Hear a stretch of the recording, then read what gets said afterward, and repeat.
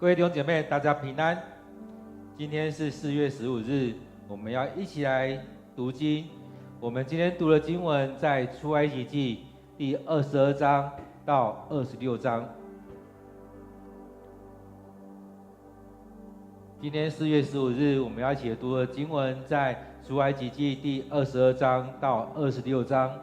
让我们预备我们的圣经，我们可以一起来读今天的经文。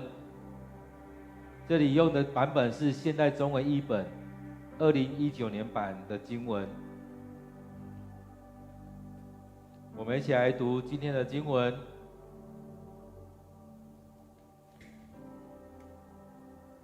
第22章。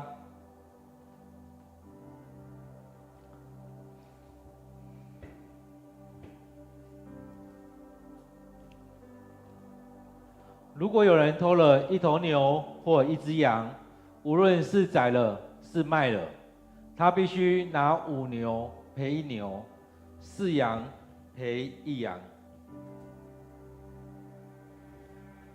他必须偿还所偷的。他若一无所有，就得被卖为奴，来偿还他所偷的。如果被偷的牛或驴或羊被发现时还活着，他就得加倍偿还。如果有人夜间破门进入别人的家，给发现了，被杀时，那杀他的人无罪。事情若发生在白天，杀他的人就有罪。如果有人在田里或葡萄园牧放牛羊，让牲畜到别人田里吃了谷物，他必须拿自己田里出产的谷物或葡萄赔偿别人的损失。如果有人在自己田里烧荆棘，点燃了火，烧到别人田里去，把别人未收割或割下的谷物、农作物烧毁了，他必须赔偿人家的损失。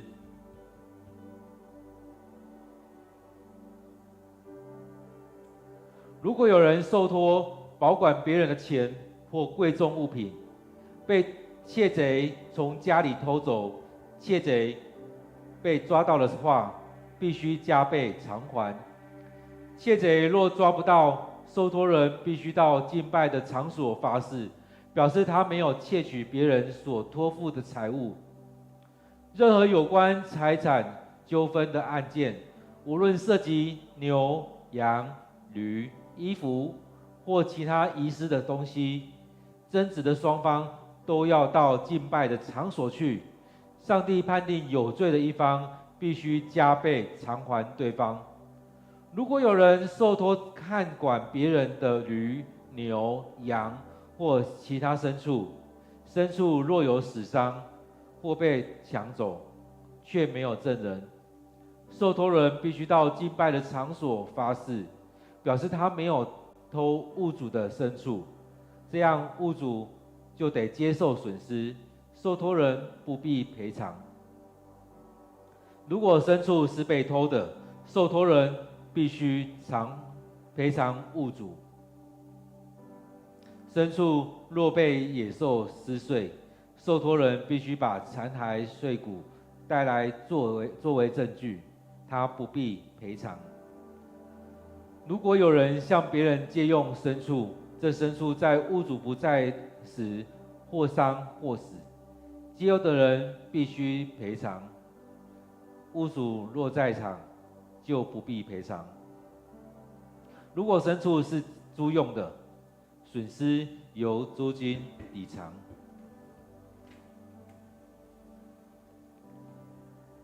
如果有人诱奸未订婚约的处女，他必须交出聘金，娶她为妻。如果女子的父亲拒绝让她跟女儿成婚，他必须付出相当给予一个处女的聘金。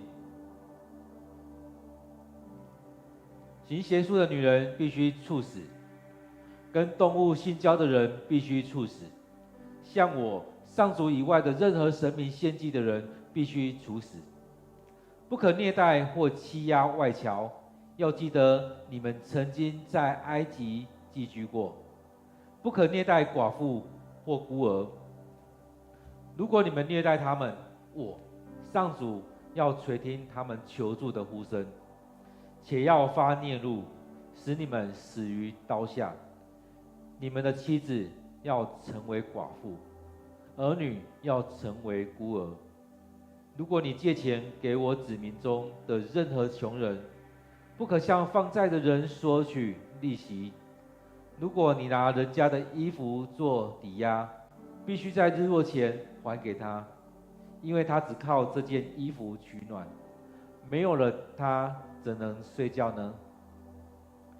当他向我呼求帮助，我必定答应，因为我是仁慈的。不可毁谤上帝，也不可咒骂人民的领袖。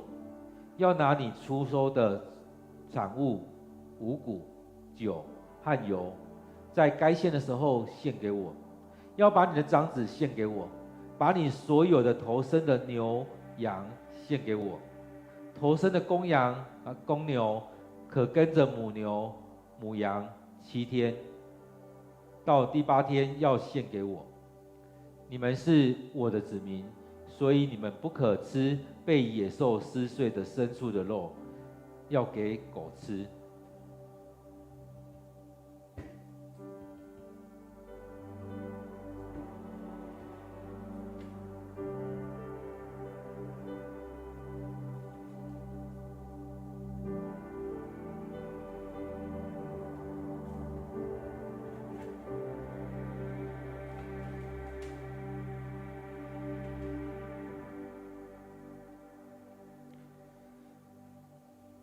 第23章，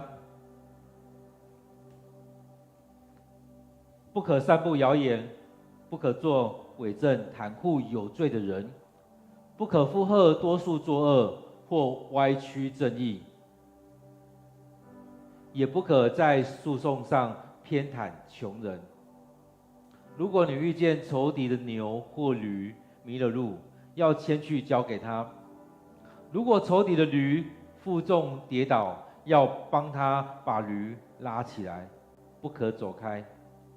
不可在诉讼上虚妄穷人，不可诬告，不可杀害正直无辜的人，因为我一定惩罚做这种恶事的人。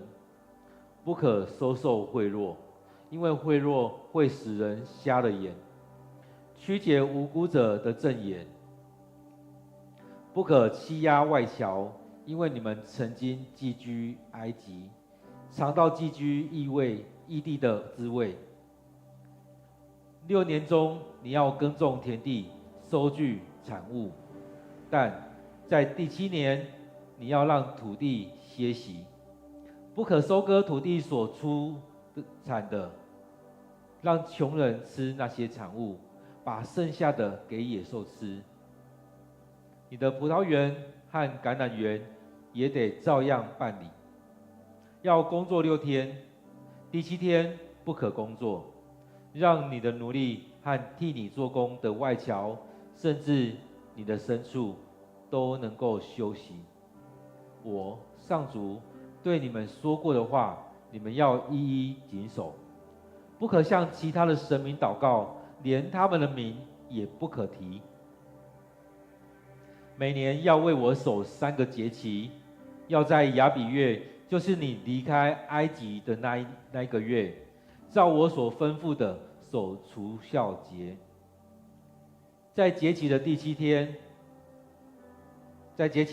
里，不可吃有酵的饼，不可空手来敬拜我。你要在开始收取农产物的时候守收获节。你要在秋季摘果实的时候守收藏节。每逢这3个节期，你家里所有的男丁都要来敬拜我，至高的上主。你献生祭时，不可献有酵的饼。节期所献祭牲的脂油，不可留到第2天早上。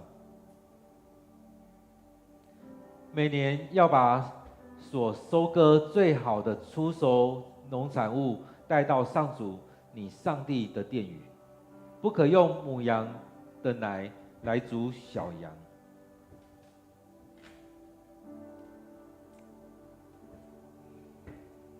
我要差天使在你旅途中保护你，领你到我为你预备的地方去。你要谨慎听从他，不可反抗他，因为我差遣他，他不会饶恕叛逆的行为。如果你听从他，遵行我一切的命令，我要做你仇敌的仇敌，要敌对那敌对你的人。我的天使要在你前头领你进入亚摩利人、赫人、比利洗人、迦南人、希未人、耶布斯人的土地，而我要消灭他们。不可跪拜他们的神明，也不可服侍他们，不可随从他们的宗教，要毁灭他们的神像，击碎他们敬奉的神柱。如果你们敬拜我上主你们的上帝，我就赐食物和水给你，而且要除掉你一切的疾病，在你境内没有小产或不能生育的女人。我要赐给你长寿，我要使抗拒你的人畏惧我，使跟你作战的人惊惶。所有的仇敌都在你面前转身逃跑。我要使你的敌人陷入恐慌。我要在你推进时赶走希未人、迦南人和赫人。可是我不在1年内驱逐他们，免得土地荒废，成为野兽盘踞的地方。我要逐渐赶走他们，直到你们人数增加，可以承受那土地。我要伸展你的疆界，从红海到幼发拉底河，从地中海到沙漠地带。我要赐给你征服当地居民的力量，在你推进的时候驱逐他们。不可跟他们或他们的神明立什么约，不可让他们住在你的国中，否则他们会使你得罪我。如果你拜他们的神明，那将成为你致命的陷阱。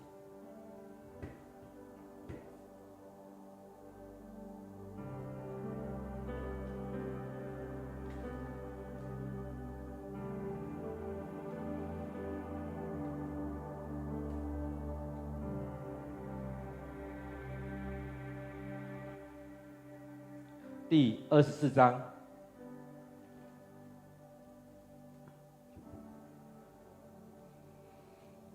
上主对摩西说：“你和亚伦、拿达、亚比户，连同70个以色列的领袖，要上山到我这里来。你们还在远处时，就要下拜。只有你一人可到我跟前，其余的人不可靠近。人民都不可跟你上山。”摩西下山，向人民陈述上主一切的命令和规例。全体人民同声回答：“上主所吩咐一切的话，我们一定遵行。”摩西把上主的命令一一写下。第二天一早，他在山脚筑了一座祭坛，并树立12根石柱，每一石柱代表以色列12支族的一族。然后他差派一些年轻人向上主献牲畜，作为烧化祭和平安祭。摩西把牲畜的血一半渗在盆里，一半洒在祭坛上，然后向人民大声宣读约书里所载上主的命令。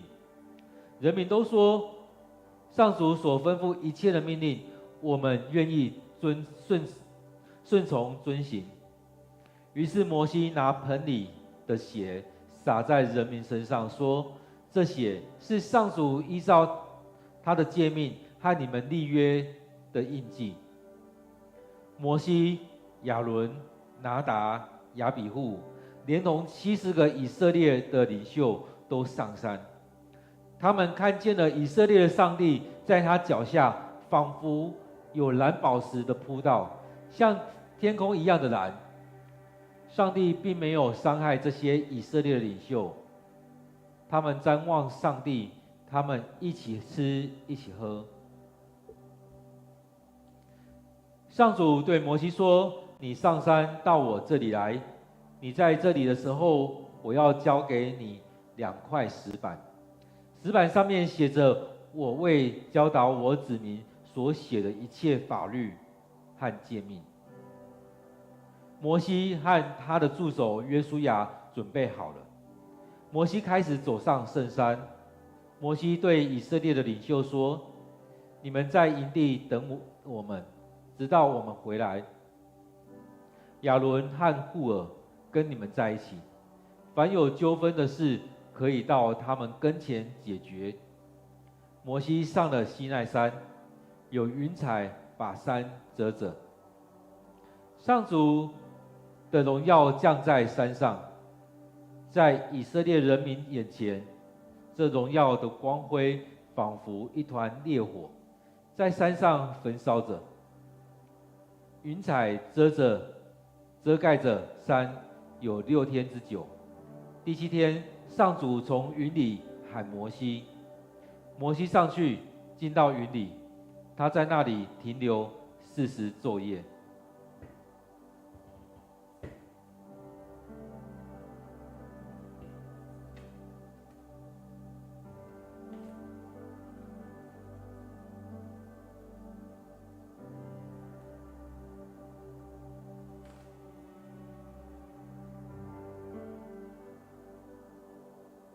第25章，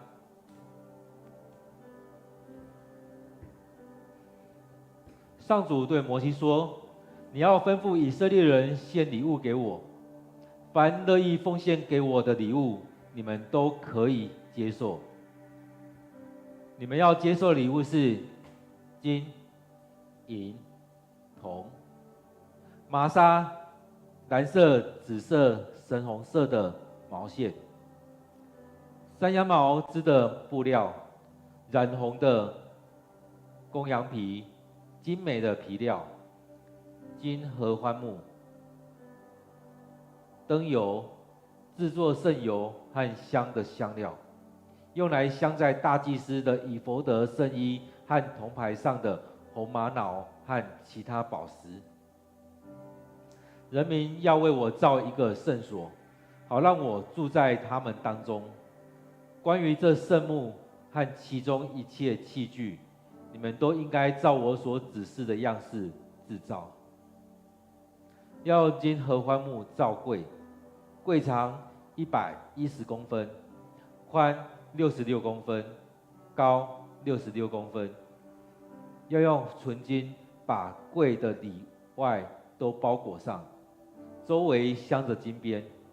要铸造4个扛台用的金环，安在柜的4角上，一边2个。要用金合欢木做2根杠子，用金包裹，穿过柜2边的金环。这2根杠子要经常留在环子中，不可抽出。把我要给你那上面写着诫命的2块石板放在柜里。要用纯金造一个柜盖，长110公分，宽66公分。要用金子锤出2个基路伯，盖的2端各有1个，跟盖连在一起，合成一整块。2个基路伯面对着面，张开翅膀，覆盖着柜盖。要把那2块石板放在柜里，把盖放在柜上面。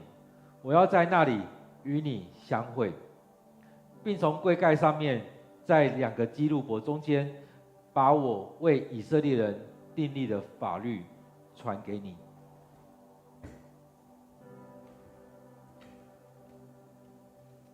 要用金合欢木造1张桌子，长88公分，宽44公分，高66公分。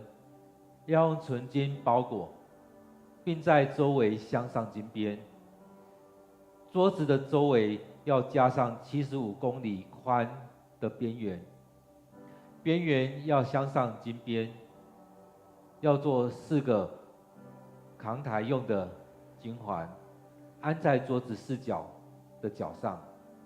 金环要靠近边缘，好让扛台桌子的杠穿过。杠子要用金合欢木制成，用金包裹，要用纯金罩桌子上的盘子、碟子，以及奠酒用的壶和杯。桌子要安置在约柜前，桌上经常陈设献给我的贡饼。要用纯金造一座灯台，灯台座和柱要用金子锤造。装饰的花朵、花萼、花瓣都要连成为一块。灯台两边伸出6根枝子，一边3根，每一根都有3朵花，形状像杏花，有萼和瓣。灯台的柱有4朵花，形状像杏花，有萼有瓣。3对枝子的每一对下面有一个萼，花萼、枝子和灯台都要一整块纯金锤出来的。要为灯台做7盏灯，灯盏都向前面照射。要用纯金造灯花、剪刀和竹盘子，要用35公斤的纯金造灯台和一切器具。要谨慎，按照我在山上指示你的样式造。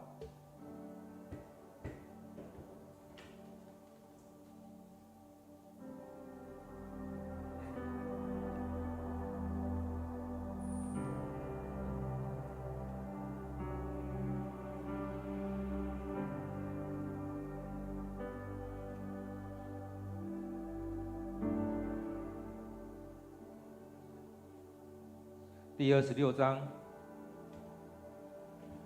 要用10幅幔子做圣幕的内部。这幔子要用麻纱和蓝色、紫色、深红色的毛线织成，并且绣上基路伯的图案。每一幅大小相同，长12公尺，宽2公尺。要把5幅缝在一起，成为一组。另5幅也是一样，每一组幔子的末幅边缘要缝上蓝色的纽环，要把50个纽环缝在第一组的首幅，另50个纽环缝在第2组的末幅。要做50个金钩子，把2组幔子连接在一起。要用山羊毛织11幅幔子来做圣幕的幕顶，每一幅大小相同，长13公尺，宽2公尺。要把5幅缝在一起成为一幅，其他6幅另成一组。要把第6幅折成2层，垂在圣幕的正面。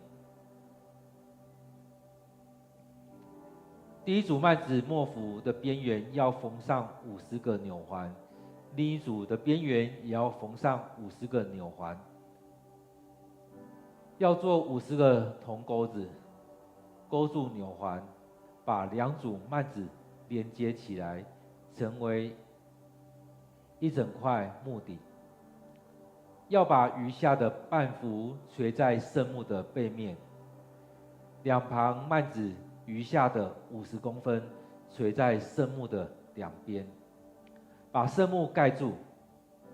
要再做2个幕顶，一个用染红的公羊皮制，另一个用精美的皮料制，做圣幕的外层顶盖。要用金合欢木做竖立圣幕的骨架，每骨架高4公尺，宽66公分，各有2个准头。用来连接骨架，所有的骨架都有这种准头。要在圣幕的南面立20个骨架，架底有40个银座，每一个骨架有2个银座支持着。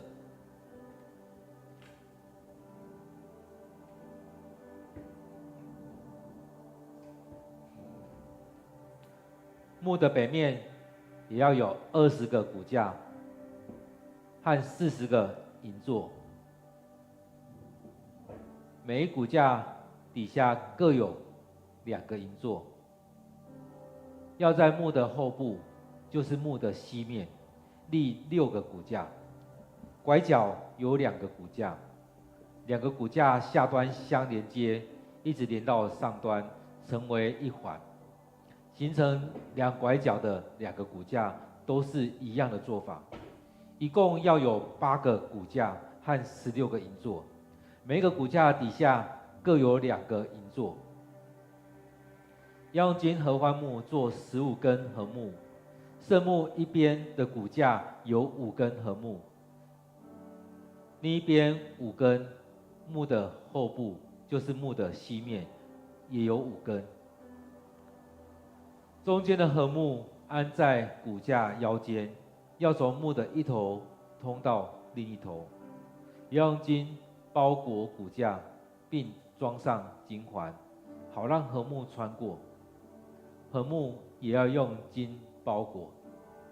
要依照我在山上指示你的样式，把圣幕竖立起来。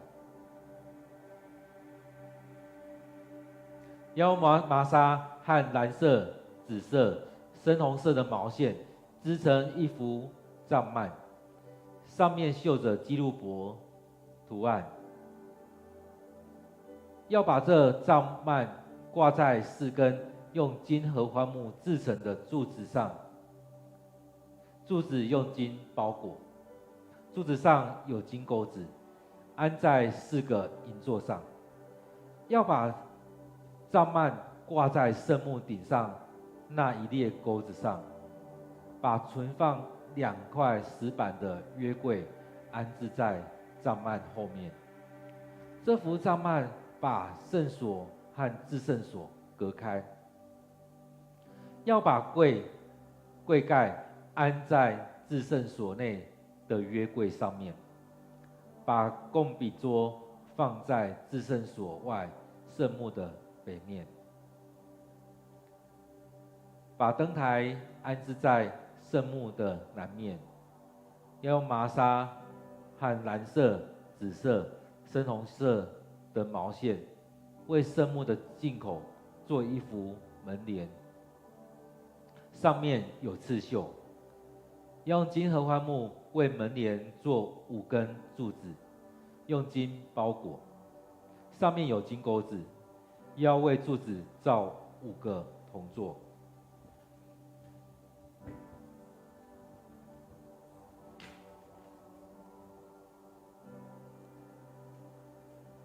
今天是4月15日，我们读的经文在出埃及记第22章到26章。让我们每天有一段时间来灵修，有一些时间来参与在将圣经速读的部分。让我们用1年的时间，从4月到11月将圣经读完一次。愿上帝祝福你。